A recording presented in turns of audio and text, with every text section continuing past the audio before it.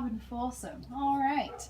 So, I'm going to ask you some theater questions and give your best response. All right. How do you believe theater has influenced history over time? What I love is when there are societal norms that our society begins to question, and they start saying, is this really right? A lot of times theater has been the beginning of the conversation. A work of art would push the boundaries of what society really believed or felt was okay or appropriate. And then sometimes it causes great contention, but it always starts the conversation. And I really like that about theater. It makes us think outside of what we perceive as the norm and say, well, wait, there might be a other way to see this and another way to view this. So there can be such power if production is done well and it starts conversations with the members of the audience.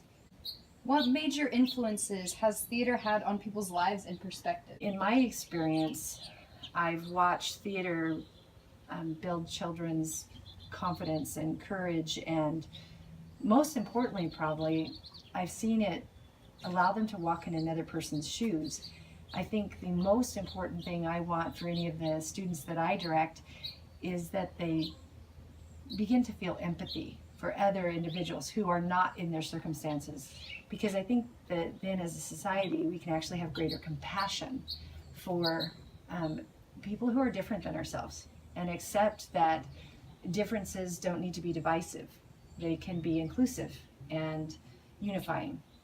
So I think for audience members, it starts as important conversations about change that may need to happen within cultural norms. I remember coming back from watching The Crucible and staying up till 3 a.m. talking about everything that we had been inspired to learn from the actors on the high school stage.